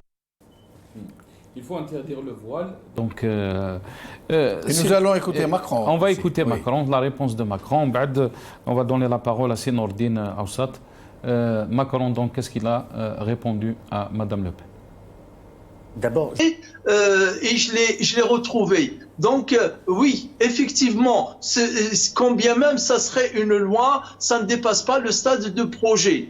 Sinon, effectivement, Macron vient de lui administrer une magistrale leçon sur la laïcité française, dans sa réalité et dans son histoire, comme étant une loi de liberté. La laïcité, c'est la séparation entre l'Église et l'État, à savoir que l'Église ne se mêle pas de l'État pour lui dicter ce que l'État doit faire, de même que l'État ne doit pas dicter à l'Église ce qu'elle doit faire. C'est ça le principe de la laïcité. Ainsi, dans la rue, dans l'espace public, vous avez une loi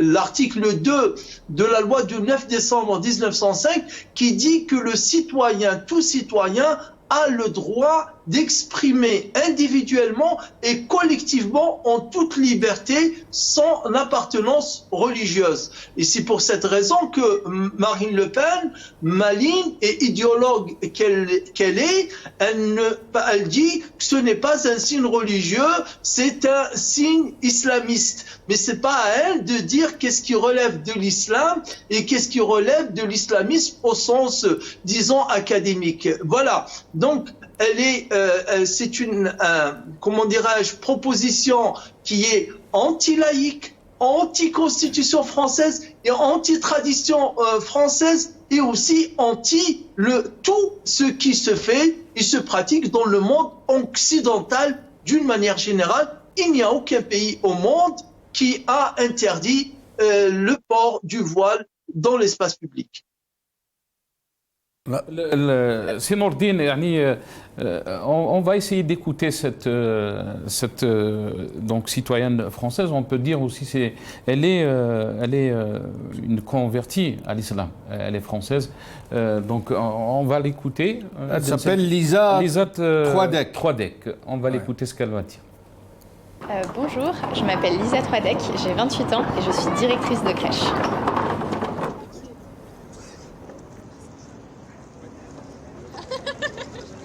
Clairement, mon identité elle est instrumentalisée dans l'espace public. On y met une logique politique à quelque chose qui n'est pas du tout politique, qui est intime, qui est personnel. C'est un choix vraiment très personnel, le port du voile, et à aucun moment c'est un choix politique. Et c'est vrai que c'est vraiment à partir du moment où j'ai décidé de porter le voile que j'ai découvert, rencontré, vécu des situations en fait de trauma quotidien en fait dans l'espace public, de racisme quotidien dans l'espace public. Et ça a eu...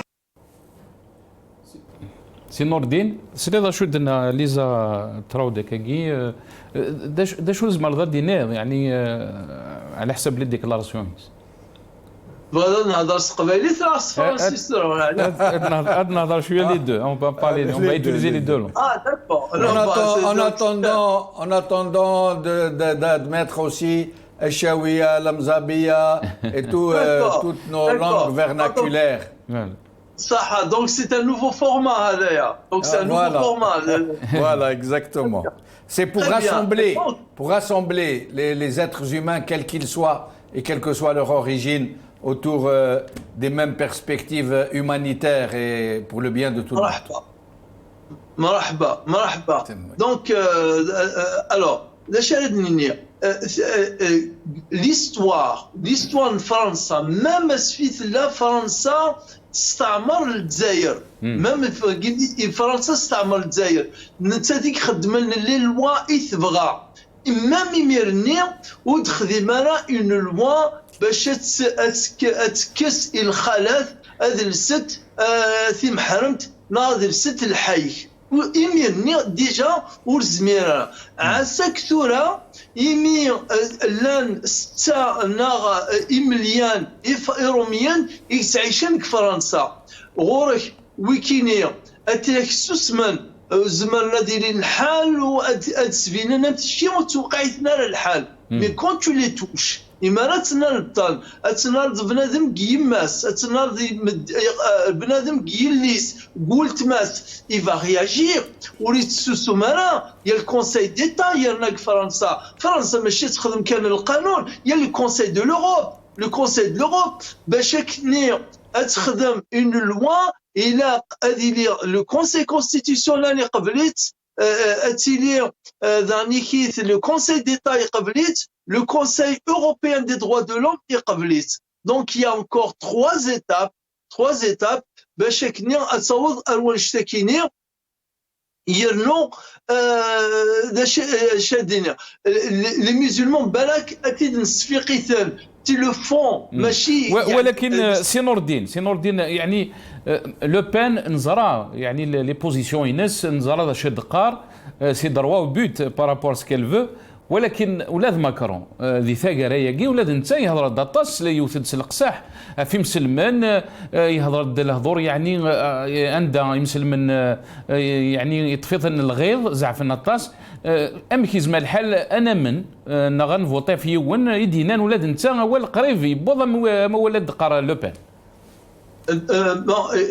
اطاس الحوايج اطاس تمثالين ثمن زوث اسفر اتخدمات لا ديفيرونس الفرق يري ونيغلان اللي يسعى اون ايديولوجي تاع سافوار يتوارب فلا سي ان شيما المخيس يعني تخمم ما نشتني يتخمم ما كنيا توت ليديولوجي اللي الناس تفكير كنيا ذورغاز يغلان ماكرون qui n'a pas cette idéologie. Macron, il a été élu avril 2017. L'année 17, il ne s'est pas prononcé sur l'islam. 2018, toute l'année, il ne s'est pas prononcé sur l'islam. Il a commencé à avoir des positions critiques qui sont parfois même des propos stigmatisants à partir de janvier, février 2019. Il y un colonel de la gendarmerie, en l'occurrence M. Beltram, il y a le jeune Nir,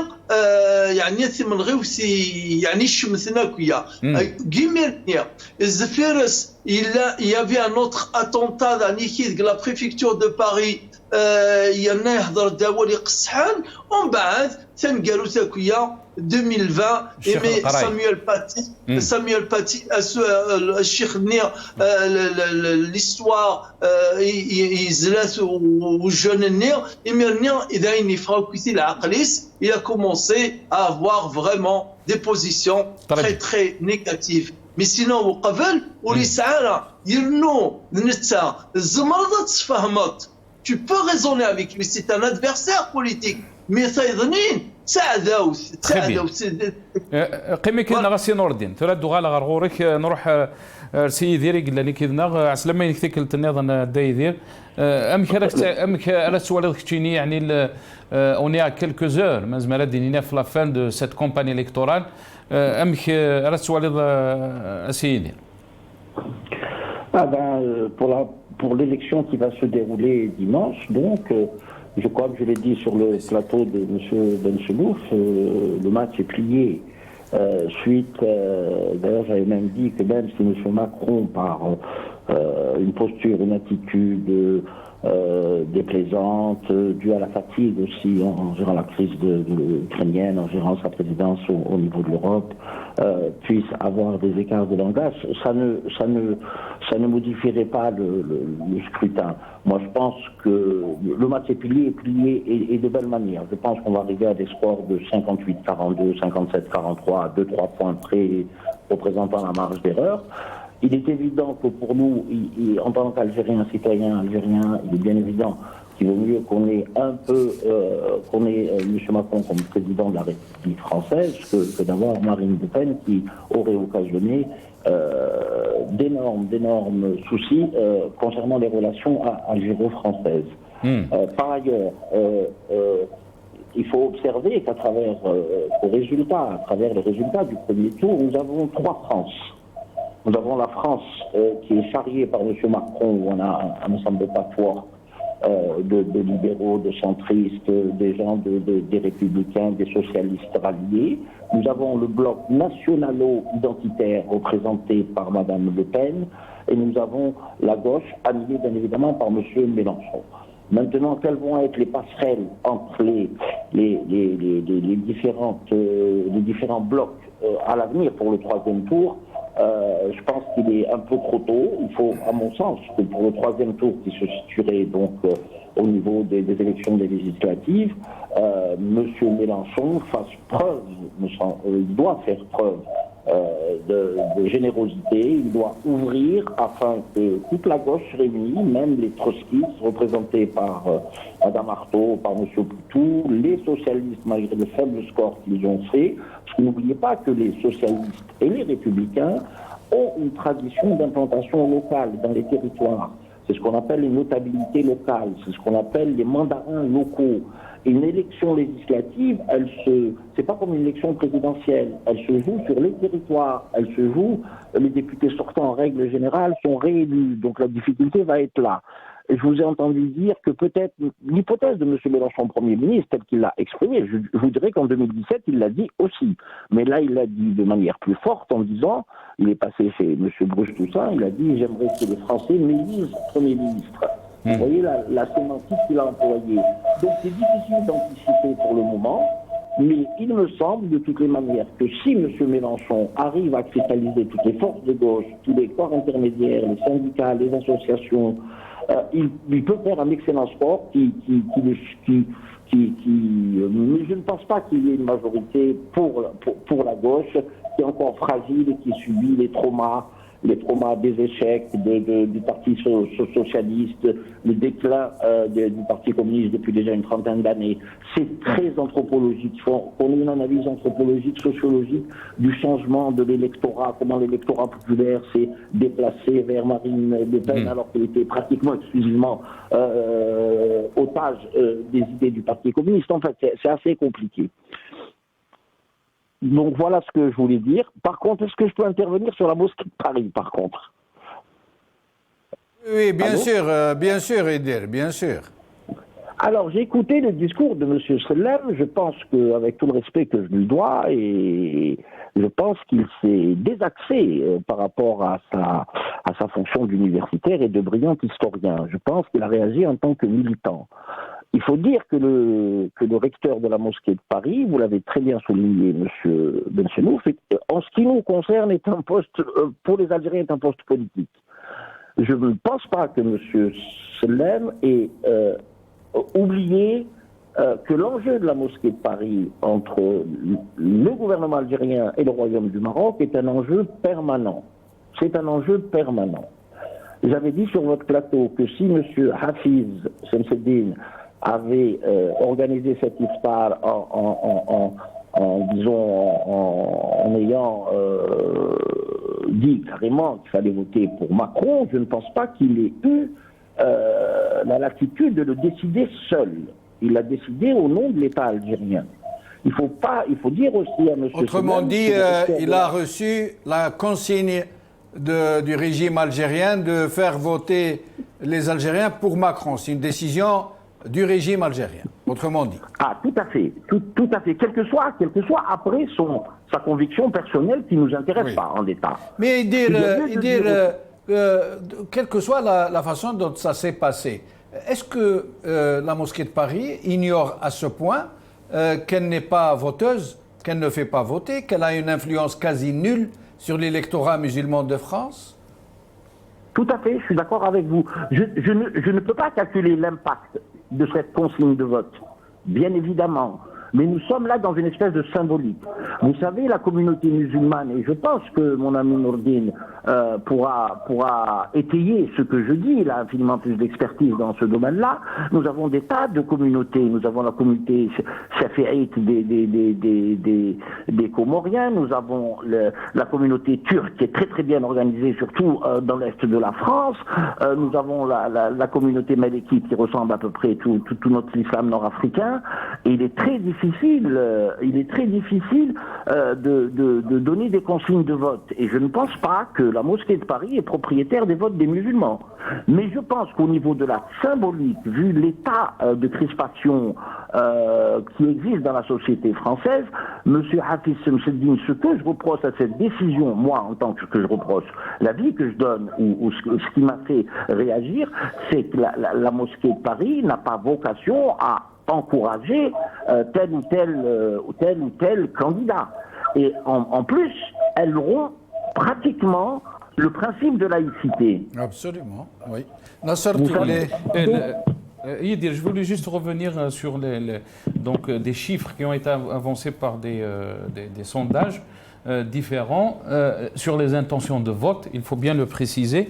On avance donc un chiffre de 56% par rapport donc à Emmanuel Macron, mais aussi le chiffre de 44% pour Marine Le Pen. Elle fait presque 10% de plus qu'en 2017. Quelle lecture peut-on faire de ces chiffres, Yidir? Surtout que vous avez parlé d'un changement dans la société française. En rappelant à Yidir qu'en 2017, elle a remporté 33,90% des suffrages. Hein, presque 34. Voilà, presque 34.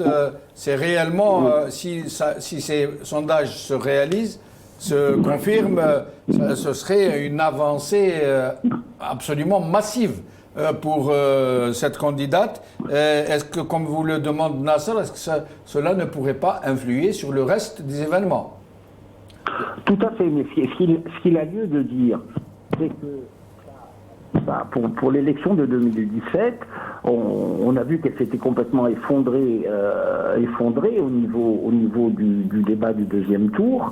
Et n'oubliez pas qu'entre-temps, il y a l'usure du pouvoir du système Macron, les gilets jaunes, cette histoire de retraite à 65 ans, et tout cette arrogance, ce mépris pour une certaine catégorie de citoyens, le fait qu'on l'ait affublé du président des riches, a joué aussi sur l'électorat populaire. Et c'est pour ça que Mme Le Pen a un peu engrangé sur l'électorat populaire. Moi, je pense que si elle grimpe là, pratiquement sur le sondage que vous donnez du 56-44, elle aurait fait un bond de 13 à 14%, ce qui est énorme. Mais c'est aussi, M. Benchenouf, parce qu'il y a une faiblesse politique, intellectuelle, philosophique, qu'il n'y a pas de discours disruptif, ni au niveau de la gauche, où il y avait, comme la gauche est animée non pas par des valeurs, simplement, mais par tous ces philosophes qui gravitaient autour de la gauche. Il n'y a plus de philosophes de gauche, il n'y a plus d'idées iconoclastes, d'idées disruptives. Ça, c'est le premier élément. Du côté de la droite, la même chose. C'est pour ça qu'on va assister aussi le crash de Mme Pécresse. Vous imaginez le RPR de Jacques Chirac qui scorait à 27-28%, qui descend à moins de 5%. La société française étant actuellement en transformation, en complète transformation. Moi, je pense que sur la décade qui arrive, c'est-à-dire sur donc on va dire 2027 à 2032, la société française va complètement changer. Et à partir du moment où elle change, je pense que les citoyens français naturalisés ou citoyens français par la loi doivent avoir, et dont la communauté musulmane, doivent s'organiser afin d'être non pas des lobbies de nuisance, mais d'avoir une capacité d'influence sur la politique française, sur les élus français. Vous comprenez? Et à partir de ce moment-là, justement, pardon. Oui. Pardon. Justement, une question que je vous pose et que je poserai aussi à Nourdine Aoussat. Justement, la société française est appelée à changer d'une façon ou d'une autre, ça ne fait aucun doute. Mais à un moment où la société française a profondément changé, à un point où les thèses les plus racistes, les plus islamophobes, les plus discriminatoires se sont totalement décomplexées, notamment après le passage du typhon Zemmour, qui a réussi à installer une sorte de tolérance absolue pour tout ce qui peut être entrepris, verbalement bien sûr, contre les musulmans, sous le prétexte de s'attaquer à l'islamisme et au terrorisme. Est-ce que justement, cette société qui a changé, mais dans le mauvais sens, cette société française, cette opinion publique, est-ce que ne pourrait pas changer dans le sens contraire, ça veut dire dans le meilleur, dans l'amour, dans l'empathie, dans la compréhension, puisque la plupart de ces gens qui sont stigmatisés aujourd'hui sont français à part entière. Qu'est-ce que cette communauté devra entreprendre de son côté à elle pour amener à cet heureux changement, justement? Est-ce qu'elle pourra le faire notamment par le biais de ce que vous étiez en train de décrire, l'organisation, le lobbying, la structuration, l'adhésion des élites, pour essayer de construire une voie qui puisse appeler, qui puisse provoquer un poids électoral et peser sur la législation française? Edir. Ce que je voulais vous dire, c'est que le lobby uniquement électoral ne suffit pas. Il doit être supporté par un lobby économique, par un tissu associatif, par des prises de parole, par du travail. Et ça s'organise. Ça peut pas venir par le Saint-Esprit. Ça, c'est le premier élément. Le deuxième élément, dans l'ADN de M. Zemmour, qui remonte à loin, il a libéré sa parole uniquement durant la campagne électorale et la pré-campagne électorale, lorsqu'il a mis les petits cailloux de sa future candidature. Mais M. Zemmour, sa matrice originelle, comme d'ailleurs M. Le Pen père, c'est Maurras, c'est Barès, c'est des loyalistes, c'est des antisémites, c'est des antisémites, c'est des anti-étrangers, c'est des xénophobes. C'est la matrice culturelle donc de M. Zemmour. Et lui, il a trouvé la niche exacte parce que son ennemi, même pas son adversaire, était Marine Le Pen. Donc il fallait à tout prix. Mais moi, j'ai toujours dit, même au sommet des sondages, que c'était un épiphénomène. C'était un phénomène qui correspondait à une attente d'une partie du peuple français. Mais à un moment ou à un autre, le peuple français qui est quand même très près des choses économiques, on a compris, le peuple français, que M. Zemmour n'avait pas la pointure ni le costume pour être président. Ni Mme Marine Le Pen, pour le moment, qui n'est pas encore mûre pour accéder à la magistrature suprême de France. Le lobbying, il doit se faire de manière, on doit l'avoir sur plusieurs plans. Sur le plan économique, sur le plan sociétal, sur le plan associatif et sur le plan politique. Il faut encourager les jeunes binationaux, il faut encourager la jeunesse algérienne particulièrement, parce que nous sommes la communauté musulmane la plus importante en France, à s'investir dans les partis politiques, à s'investir dans les associations, afin de créer. Mais ça prend du temps. Le souci, c'est comment organiser toute cette force vive. Je pense que c'est vous, M. Djoudi, qui disait nous avons nos élites, nous avons nos cadres, nous avons un réseau économique très peu performant pour le moment, mais qui risque d'avancer. C'est comme ça que l'on construit. Mais Edir, sur cette question, avant de passer, donc de donner la parole à Nordina Oussat, sur cette question, mais très rapidement, parce qu'il ne nous reste pas beaucoup de temps. Est-ce que vous pensez aussi qu'il y a une part de responsabilité?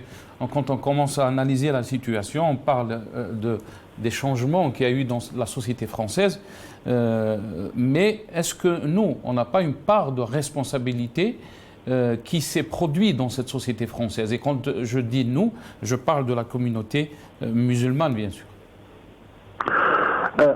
Bien sûr qu'il y a une part de responsabilité. Vous savez, dans tout, Quand il y a un divorce, on est en co-responsabilité. Quand il y a un échec économique, on est en co-responsabilité.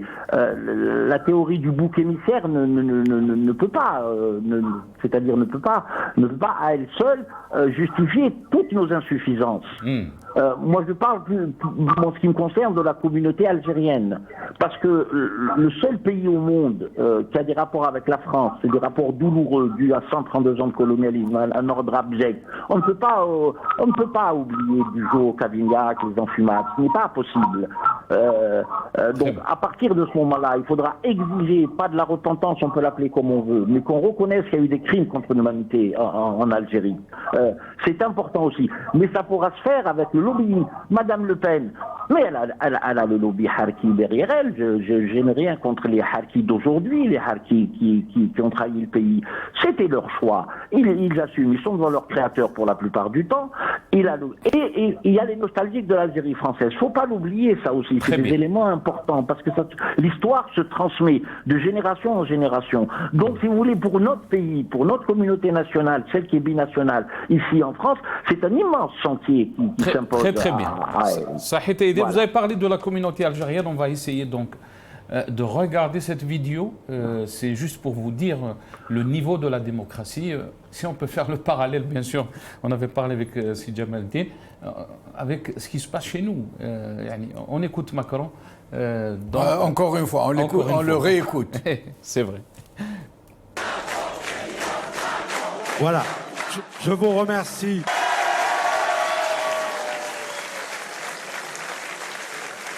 Cher Gérard, cher Jean-Claude, des amis Je pense que vous devriez être respectueux de la biodiversité et des forêts.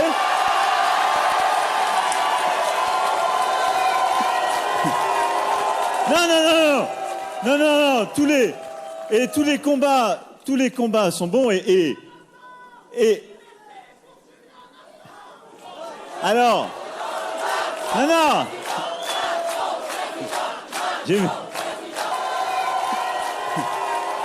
Non.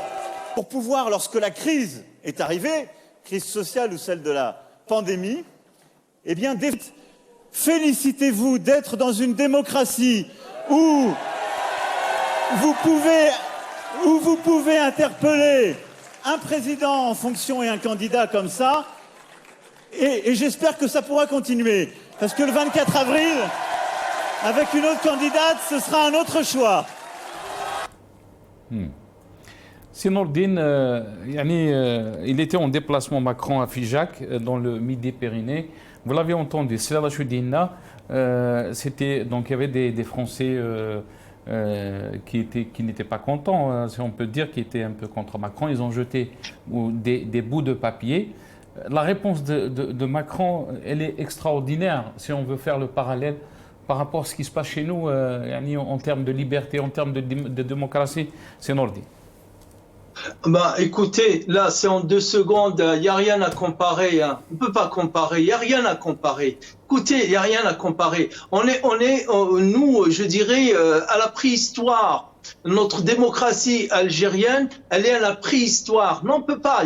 Ça serait se moquer, je dirais, même de la démocratie française, de Macron, que de le comparer à ceux qu'on a chez nous. Passons à autre chose qui serait plus intéressant que de comparer avec nous. Non. D'accord. Avant de passer donner la parole à Sidi Djamal, qu'est-ce que est-ce que les jeux sont faits? Est-ce que Macron va gagner cette élection? Et quel scénario aussi pour est-ce que la communauté va sortir en force, voter? Moi, je pense qu'ils seront nombreux. Ils seront nombreux, même ceux des nôtres. C'est pas parce que, comment il s'appelle, le recteur de la mosquée de Paris a fait appel pour voter à Macron. D'ailleurs, que c'était piètre comme façon d'appeler.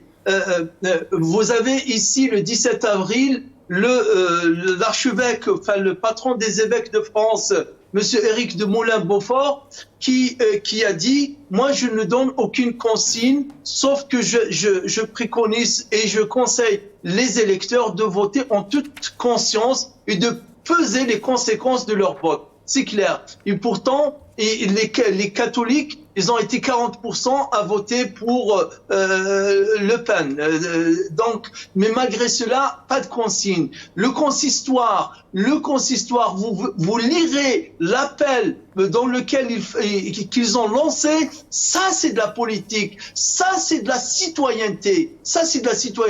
Ils parlent de liberté de culte. Ils parlent de l'exercice libre de la religion. Je rappelle pour ceux de nos téléspectateurs algériens qui ne connaissent pas très bien ce qu'est le consistoire, que c'est, j'allais dire, l'organisation cultuelle des Juifs de France. Je vous laisse poursuivre. Absolument.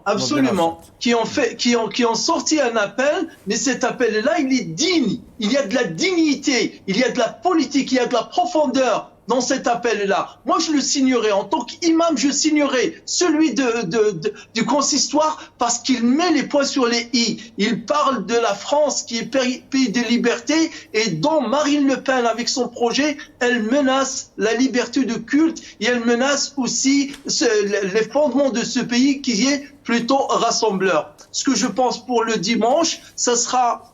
bien sûr, rien n'est joué d'avance. Surtout aujourd'hui, nous vivons une recomposition de la sociologie électorale française avec l'effondrement des partis historiques, des partis classiques et l'émergence d'une nouvelle, d'une nouvelle sociologie, d'une nouvelle recomposition. Par contre, aussi bien pour ce qu'a dit mon ami Idir Ounoran, que je salue, que Sadr Selam, je ne sais pas, je ne vois pas pourquoi voter Mélenchon Premier ministre. Les élections législatives, ça sera par candidat. C'est pas donné d'avance. Si Mélenchon, dans son union populaire, il va prendre des candidats qui répondent vraiment aux aspirations des musulmans, ils vont voter pour ces candidats-là. Mais un Ruffin qui est un homme très important dans le parti de Mélenchon, le 11 novembre 2019, il a dit « J'avais un match à faire ». Pourquoi il n'a pas participé à la manif contre l'islamophobie à laquelle Mélenchon avait parti? Ruffin, il a dit « Non, j'avais un match à faire, donc j'ai pas été ». Je ne pense pas qu'un Ruffin pourra gagner le plébiscite des électeurs musulmans. Ce que je dis, c'est que l'élection prochaine, quelle qu'elle soit, elle aura un effet cathartique, c'est-à-dire que ça sera une catharsis pour l'électorat musulman dans sa grande majorité qui, jusqu'à maintenant, il vote par l'affect. Il vote par l'émotion. Il faudrait qu'il dépasse l'affect et les émotions et qu'il vote avec son esprit, avec son jugement. Et ça, on n'en est pas encore arrivé. C'est ce qui fait qu'en 2012, à 90%, au deuxième tour, les musulmans, ils ont voté pour François Hollande contre Sarkozy. Et aujourd'hui, ils votent à 70% pour Mélenchon contre tous les autres candidats. On est toujours dans l'affect. En fait, ni Hollande à l'époque, ni Mélenchon aujourd'hui qui a changé. Et il a énormément changé dans ses positions, mais ces changements, ils ne datent que de 3 ans. Et 3 ans, c'est pas assez. Surtout que 3 ans, c'est lui qui a décidé de changer. Ce n'est pas l'électorat musulman qui l'en a forcé en quelque sorte par le poids qu'il représente. Merci سي نور الدين يعطيك الصحة سي نور الدين. On aura d'autres débats bien sûr, surtout que deuxième tour donc c'est pour dimanche. Yidir, je vous laisse le mot de la fin si Yidir, تفضل. Non, je rejoins tout à fait mon ami Nourdine pour tout ce qu'il a exprimé. Ce que je voulais dire simplement, c'était ça à toute l'équipe de Magharibia, à M. Jamal Ben Slouf. Et vous, Monsieur Doudi, je vous donne rendez-vous pour la rupture chez Siou.